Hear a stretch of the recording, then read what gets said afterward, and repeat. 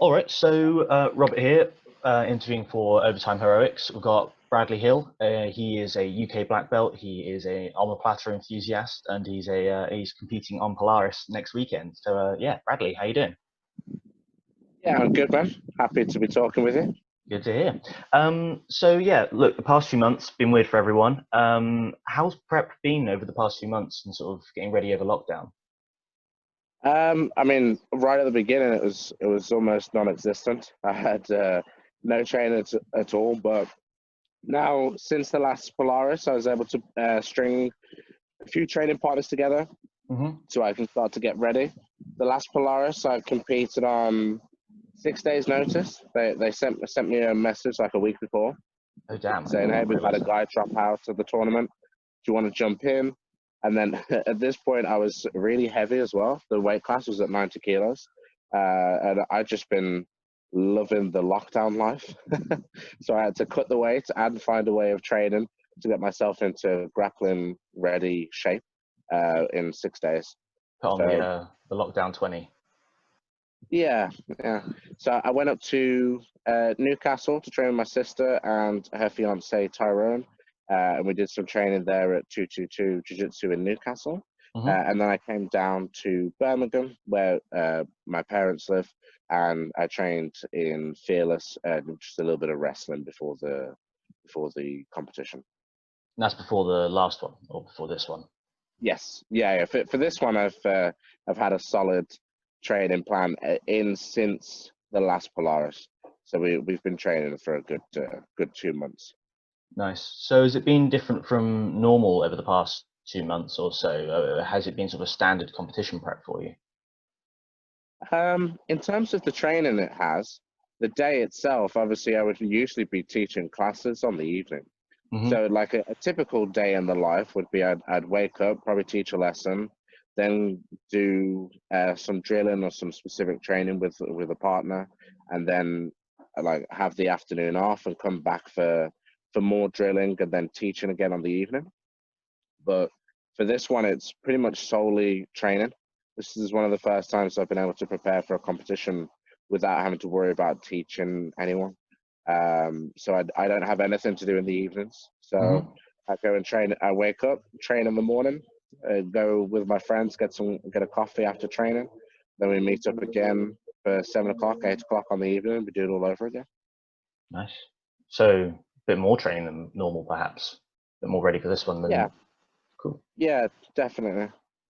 Nice. And so how's you mentioned you'd loving the lockdown life. Was it lots of strength conditioning, stuff like that? Not really. The first the first 3 months of it was basically just nothing.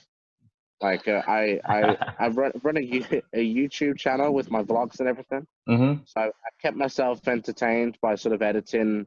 I had like archived footage from like 2017, so I went through all my files and made some nice vlogs and made some videos and stayed busy just sort of trying to create content Yeah. because I know that I couldn't really train properly. Um, and then when I could, I was doing some solo drills with my friends. So we'd like FaceTime each other. And then so he'd be in my living room for a second, and then I'd be doing some solo drills on the mats. Um, but it's just not the same as training with a real person. Yeah, of course. I felt that, yeah, I felt that the first time after I started preparing for Polaris, even though I did 6 days of training, and once Polaris was done, there was no way I could go back to solo training again. I would rather just wait until the real training could begin. There was a real craze for solo training for a little while, like when Danaher put out the free video. I mean, I'm sure you've got your own things going on, but I'm little more than a hobbyist, so that video was gold for me. But I don't think anyone Yeah, kept up with it for more than a month or two. None of my yeah, mates did, at least. it's just really difficult to stay at anything when you can't see any progression. I mean, you unless you can feel how much better your hip escape has got, or that oh wow, I'm bridging a little bit better, you're not really going to be able to stick to it and stay dedicated with it. I think Hmm. that's why a lot of people transitioned over to running because you can see your time getting better. or people are going on bike rides and things, and just having to sort of get out the house as opposed to trying to do jiu-jitsu in the house, if you know what I mean. Yeah, I guess it's a little more quantifiable. So at least you got that Yeah. number ticking down. Yeah. Or anyone who's got weights has put on about 30 kilos over lockdown, I'm pretty sure. Yeah, So that's pure muscle. yeah. So it'll be interesting when we all get back to it properly. Yeah, start getting squashed by your friends. And so this next Polaris, I mean, do you tend to like game plan for the specific opponents? Have you prepped differently for this competition than you would otherwise?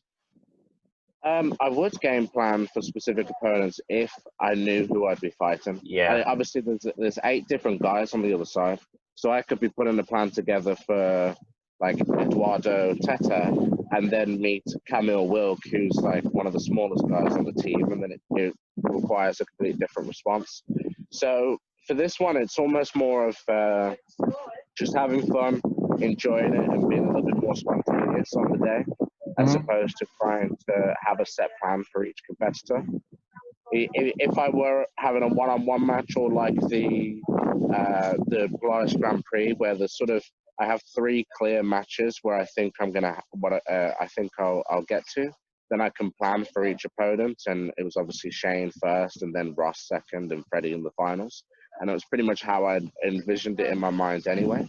But for this one, I've never been involved in a tournament like this either. Like, I've watched Quintet, but never to the point where I've tried to study it or be prepared for how to run the tournament. I'm pretty much just going in, trying to submit as many people as possible, and don't get submitted myself. It's a fair game plan. I like it. So you, That's so normally you would study tape and stuff like that and pick out specific moves. I mean, some of the other guys I've spoken to tend to, well, it's such varying opinions on what to do. Some people hate studying tape. Some people do sort of a general overview, and some people get really specific about it. Yeah. I mean, I think the thing with studying tape is it creates a lot more anxiety. So if someone's already nervous about the competition, and then you start watching your opponent, then you can start putting yourself off on, oh wow, his deep De La Riva is so good, I'm going to get swept there, and before you know it, you've put yourself in that guard by the time you're at the competition. I think if you're sort of a little bit more controlled in your anxiety and the sort of confidence to fight, then I think it's really easy to watch and study your opponent, because it's sort of, there's no disadvantage to watching somebody unless your mental side isn't prepared for it. If I'm scared of someone, or I fear, I don't know, Tarek's omoplata, and then I watch loads of videos on how he sets up his Tarek omoplata, but I'm not confident that I can get out of it, or I can make sure I don't get put in those positions, then it's just going to play with my head and put me in a really bad situation mentally. Yeah. But I think as long as I'm confident knowing that, okay, I need my arm in this particular position for him to make the adjustments, then I can avoid it and just take it as like a strategic help as opposed to anything else.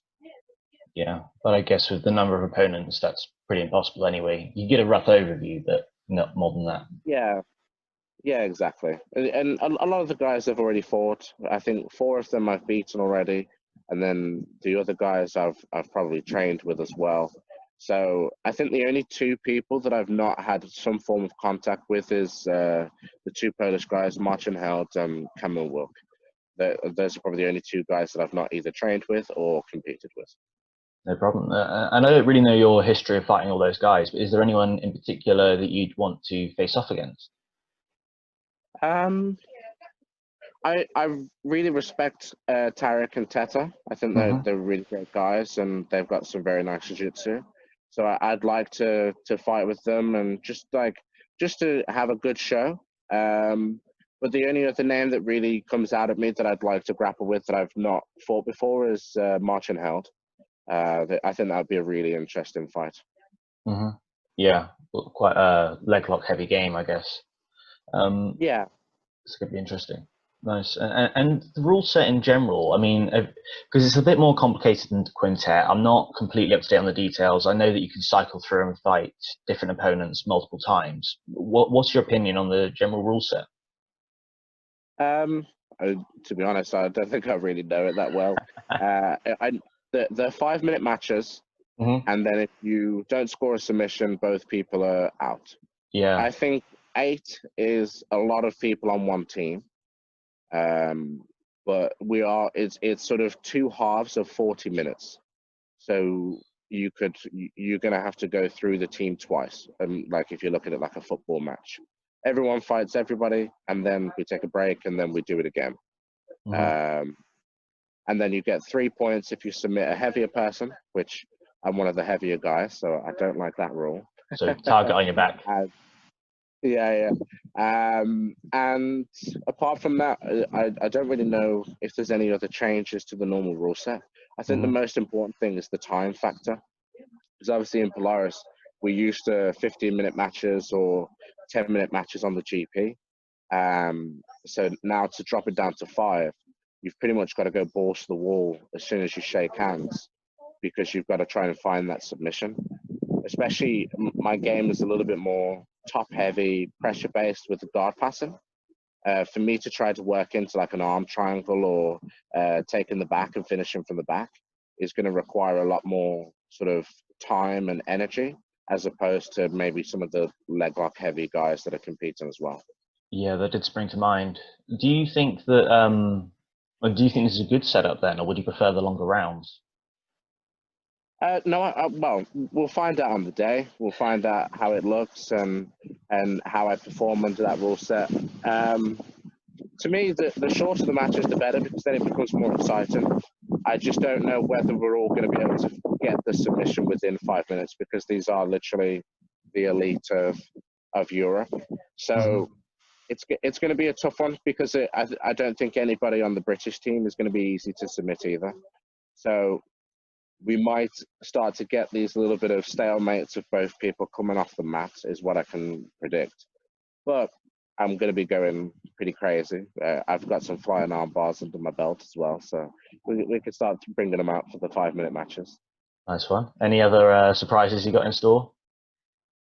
Um, we'll wait and see for the day. Nice one. And I guess on techniques, I am right in thinking you're big into omoplatas, right? Because you've got the instructional and I actually have a friend who used to train with you quite a while ago who says you love omoplatas. A guy called do you know Lee McLaughlin? He trained with you a long time ago. Oh, He I can't remember. no, it's all right. He let me see. He's 27 now, but he looks about 47. Guy from Manchester. I don't know if you remember him. No, no, I don't know. I think it was like 8 years ago you trained. But he tells me you love omoplatas. Where did that all? Because that's quite a niche technique to really be into. Yeah, yeah, yeah. So I started doing it when I was a kid. Actually, I was training with Victor Estima in one of the local martial arts gyms around here in Hellzone. And I just started doing it like without knowing what I was doing. I didn't know what an omoplata was, but I was just pulling my foot over someone's face and getting into the position. And Hmm. then Victor would be like, "Oh, go for the omoplata." I was like, "What?" Speaking a different language. So then eventually I learned how to do it. And this was back when I got my first instructional, the hands-on, my first ever instructional. One of the guys in the gym gave me a DVD, and it was a DVD of Cabrinha teaching in Portuguese, and then the Japanese subtitles across the bottom. Hmm. So I had no idea what he was saying, just had to try to copy the movements. But a lot of that instructional was really, really helpful. Just loads of things in there that I still use today. And then the rest of the techniques, we had obviously back in the day when we were training at Gracie Barra Birmingham, there were a lot of the original Gracie Barra guys that would come and train with us. So like Bruno Alves, Otavio Souza, Homolo was over for a while. So it really became a great place for all the competitors of Gracie Barra to come to, because they get to train with Braulio, Victor, sometimes Roger would be there as well. So when these guys would come to the gym, you'd learn that game. And Ottavio and Bruno were omoplata heavy as well. So there's a lot of things that they taught me that is straight from the horse's mouth. So they're all really great at the same game that I use. And then obviously every time I used to travel to America for the World Championships, I'd go to Great Sbarro, Huntington Beach and train with Ottavio again. So it just completely sort of influenced my game to be omoplata heavy. Nice. So it's just a lot of exposure to it and just eventually pick it Yeah, up. a lot of exposure. Yeah, one of my first seminars was with Kira Gracie, and that was on the omoplata as well. And that the details in that I still teach today in my seminars. Is pretty crazy. Oh, cool. Yeah. It's just been a move that I've always been able to do, because obviously when I was training, I was like a 13, 14-year-old in the adult classes. So me trying to get my hands around somebody's neck or grip for a bow and arrow choke was almost impossible. So the things that I could do was wrap my legs around someone's shoulder and try to find a submission, just hold on for dear life. Oh no. So sorry that one ended a bit abruptly. Basically, Bradley's phone died. We covered up all the main points though, and so what we're hoping to do, we'll catch up again with him after Polaris. We'll see how the competition went, and so hopefully there'll be another interview with Bradley coming in the next couple of weeks.